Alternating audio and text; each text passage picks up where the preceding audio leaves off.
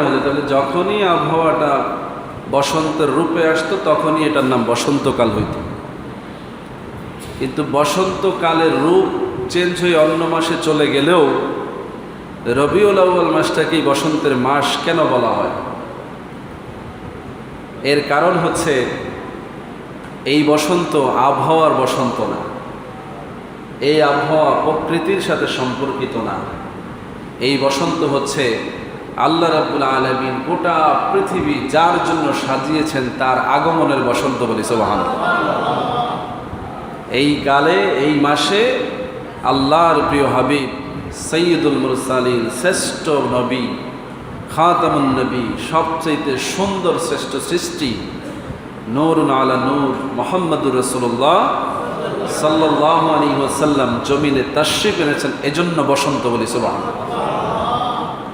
বসন্তের বিষয়টা হচ্ছে আনন্দের, সব জায়গায় আনন্দ, মানুষের মনে, প্রকৃতির মধ্যে, মাখলুকাতের মধ্যে, আবহাওয়ার মধ্যে, পরিবেশের মধ্যে, সব জায়গায় একটা আনন্দ উদ্বেলিত অবস্থা। এটা বসন্তের গুণ। মক্কা হচ্ছে মরুভূমির দেশ। কি দেশ? রুক্ষ আবহাওয়া।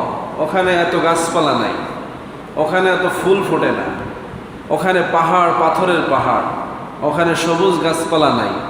কিন্তু সেখানে বসন্ত কি করে আসলো? বসন্ত এসেছে, নবীজি এসেছে বলি সুবহানাল্লাহ। কথা বুঝতে পেরেছেন? কি ঘটলো? নবীজির আগমনের সময়ের বর্ণনা নবীজির আম্মা জান হযরত আমেনা রাদিয়াল্লাহু তাআলা আনহা তার জবান দিয়ে, অন্যান্য সাহাবায়ে আজমাইনের জবান থেকে পরবর্তীকালে হাদিসের বর্ণনা আকারে আমাদের কাছে যেটা এসেছে সেটা হচ্ছে যেই দিন রাসূলুল্লাহ সুবহে সাদেকের সময় পৃথিবীতে আগমন করেছেন, ওই সময় পৃথিবীটা হঠাৎ করে যেন সুন্দর হয়ে গেছে বলি সুবহানাল্লাহ। শুধু পৃথিবী সুন্দর, পৃথিবীর সব কিছু যেন একটা নতুন সাজে সেজে গেছে বলি সুবহানাল্লাহ। আপনি দেখবেন হঠাৎ করে যদি কোনো বাড়িতে বিয়ে শাদীর আয়োজন হয়, ডেকোরেটররা কাজ করে সব সম্পূর্ণ করার পরে যখন হঠাৎ করে সুইচটা দেয়, কারেন্টের লাইনটা দেয়, হঠাৎ করে সব সুন্দর হয়ে যায়, তাই না? এর মধ্যে বর্তমান যে মাসটি উপস্থিত হয়েছে, এই মাসটি নানাবিধ কারণে শ্রেষ্ঠ মাস বলি আলহামদুলিল্লাহ। এই মাসের নাম কি? রবিউল আউয়াল, প্রথম বসন্ত। এই মাসকে বসন্ত মাস বলা হয়েছে আলহামদুলিল্লাহ। বসন্তকালের কিছু গুণাবলী আমরা বাঙালিরা জানি, কি বলেন ঠিক না? বসন্তকালটা কেমন হয়? বসন্তকাল হয় পৃথিবী রঙিন হয়ে যায়, ফুলে ফুলে সুশোভিত হয়, প্রকৃতি নতুন পাতা দিয়ে গাছপালাগুলো সাজতে থাকে, আবহাওয়া সুন্দর হয়। ওই সময়ে মানুষের স্বাস্থ্য ভালো থাকে, আবহাওয়া ভালো থাকে, পৃথিবীতে একটা আনন্দময় পরিবেশ বিরাজ করে বলি আলহামদুলিল্লাহ। এখন অবশ্য 1400 বছরের পরিক্রমায় পৃথিবীর বিবর্তনের কারণে ঋতুচক্রেরও কিছু বিবর্তন ঘটেছে, যার কারণে অরিজিনাল বসন্ত এখন বসন্তকালে পাওয়া যায় না। কিন্তু চাঁদের হিসাবে বসন্তকাল হচ্ছে রবিউল আউয়াল মাস। কোরআনের ভাষায় বসন্তকাল হচ্ছে, বসন্তের মাস হচ্ছে, প্রথম বসন্তের মাস হচ্ছে রবিউল আউয়াল বলি সুবহানাল্লাহ। আমি চিন্তা করে দেখলাম, যদি বসন্তকাল নামটা বসন্তের কারণে হতো, যদি আবহাওয়ার কারণে হতো, তাহলে বসন্তকালের এই সিজনটা কখনোই পরিবর্তন হতো না, কি বলেন ঠিক না? যদি এটা আবহাওয়ার কারণে হতো, তাহলে যখনই আবহাওয়াটা বসন্তের রূপে আসতো তখনই এটার নাম বসন্তকাল হইত।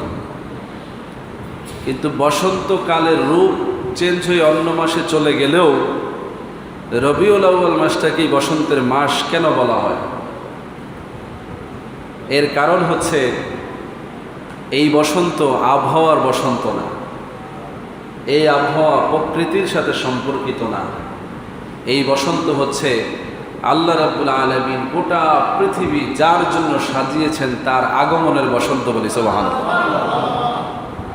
এই কালে এই মাসে আল্লাহর প্রিয় হাবিব সৈয়দুল মুরসালিন, শ্রেষ্ঠ নবী, খাতামুন নবী, সবচেয়ে সুন্দর শ্রেষ্ঠ সৃষ্টি, নূরুন আলা নূর মুহাম্মদুর রাসূলুল্লাহ সাল্লাল্লাহু আলাইহি ওয়াসাল্লাম জমিনে তাশরীফ এনেছেন, এজন্য বসন্ত বলি সুবহানাল্লাহ। বসন্তের বিষয়টা হচ্ছে আনন্দের, সব জায়গায় আনন্দ, মানুষের মনে, প্রকৃতির মধ্যে, মাখলুকাতের মধ্যে, আবহাওয়ার মধ্যে, পরিবেশের মধ্যে, সব জায়গায় একটা আনন্দ উদ্বেলিত অবস্থা। এটা বসন্তের গুণ। মক্কা হচ্ছে মরুভূমির দেশ। কি দেশ? রুক্ষ আবহাওয়া। ওখানে এত গাছপালা নাই, ওখানে এত ফুল ফোটে না, ওখানে পাহাড়, পাথরের পাহাড়, ওখানে সবুজ গাছপালা নাই, কিন্তু সেখানে বসন্ত কি করে আসবে? বসন্ত এসেছে, নবীজি এসেছে বলি সুবহানাল্লাহ। কথা বুঝতে পেরেছেন? কি ঘটল?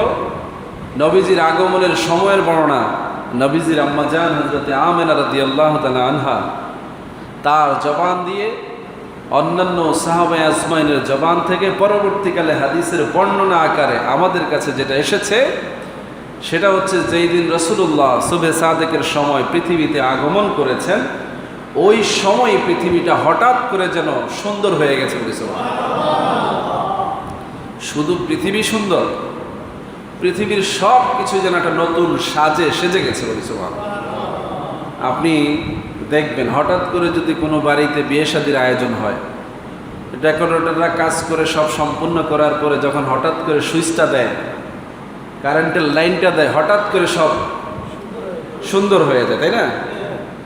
ঠিক রাসূলুল্লাহ পৃথিবীতে আসার সাথে সাথে যেন প্রকৃতিতে একটা সুইচ আল্লাহ টিপ দিয়ে দিছে, গোটা পৃথিবী সুন্দর হয়ে গেছে। মানুষগুলো সৌন্দর্য বুঝতে পেরেছে, তাদের মধ্যে একটা আনন্দ চলে এসেছে, আবহাওয়ার মধ্যে একটা সৌন্দর্য চলে এসেছে, তারাও ছুটাছুটি শুরু করে দিয়েছে। মাছের মধ্যে একটা আনন্দ চলে আসছে, মাছ এক সাগর থেকে আরেক সাগরে দৌড়ানো শুরু করে দিয়েছে। এভাবে প্রকৃতির মধ্যে হঠাৎ করে গাছগুলো সজীব হয়ে গেছে, মরা পাথরের মধ্য থেকেও গাছ ফুল ফুটাতে শুরু করে দিয়েছে। উল্টা দিকে, বিপরীত দিকে যত অসুন্দর ছিল সেগুলো হঠাৎ করে সব ধ্বংস হয়ে গেছে। সুবহানাল্লাহ।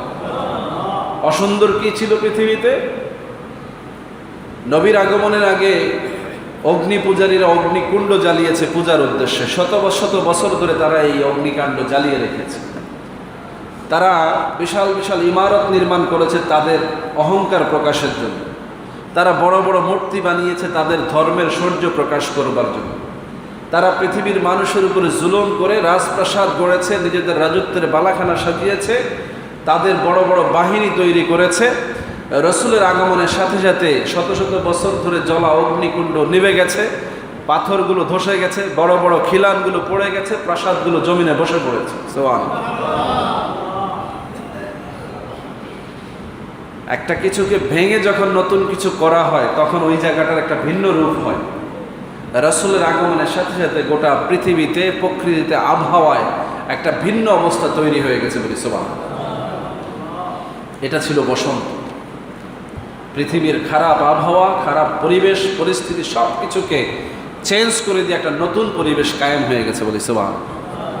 এটা রাসূলের জন্মের সাথে সাথেই সংগঠিত হয়েছে বলি সুবহানাল্লাহ। হযরত আমেনা বলছেন, আমার গর্ভ থেকে মুহাম্মদ জমিনে কদম রেখেছে, সাথে সাথে নুরানি আলোতে গোটা পৃথিবী আলোকিত হয়ে গেছে। আমি মদিনায় থেকে, মক্কায় থেকে শাম সিরিয়ার প্রাসাদগুলো দেখতে পাচ্ছিলাম বলি সুবহানাল্লাহ। মক্কায় যারা গিয়েছেন তারা দেখেছেন মক্কার চতুর্পাশে বড় বড় পাহাড়, চাইলেই নিচের থেকে আকাশ ছাড়া আর কিছু দেখার সুযোগ নেই। অথচ তিনি বলছেন, আমি মক্কার আমার এই ঘরে বসে আমি শাম সিরিয়ার প্রাসাদগুলো স্পষ্ট দেখতে পেয়েছি। সুবহানাল্লাহ। এটা কিভাবে সম্ভব হলো? নূরের আলোতে সব বাধা দূর হয়ে গেল, এমনকি পাথরের পাহাড়ও উন্মুক্ত হয়ে গেছে, যার ভিতর দিয়ে নজর চলে গেছে বলি সুবহানাল্লাহ। এটা আপনাদের আমাদের কাছে অবিশ্বাস্য লাগবে যে পাথরের পাহাড়ের ভিতর দিয়ে দেখা যাবে কিভাবে, কিন্তু আধুনিক বিজ্ঞান এটা বের করেছে। যে লেজার দিয়ে যদি কোনো ফোকাস করা হয় তাহলে লেজারটা পাথরের ভিতর দিয়েও বেরিয়ে যায়, পাথরকে কেটে ফেলে লেজার দিয়ে। এটার পাওয়ার এত বেশি যে এটা বড় বড় পাথরের পাহাড়ের মধ্যে যদি দেয়া হয় সুড়ঙ্গ হয়ে যাবে। সুবহানাল্লাহ। আর আল্লাহর নূরের পাওয়ার হচ্ছে সুড়ঙ্গ হবে না, কিন্তু সব বাধা দূর হয়ে সব উন্মুক্ত হয়ে যাবে। সুবহানাল্লাহ। নুরানি দৃষ্টি দিয়ে মানুষ সব দেখতে পায়। এজন্য আল্লাহ কোরআনে বলছেন, তাকু ফেরাসাতাল মুমিনিন ইন্নাহু ইয়ানজুরু বি নূরিল্লাহ। সুবহানাল্লাহ।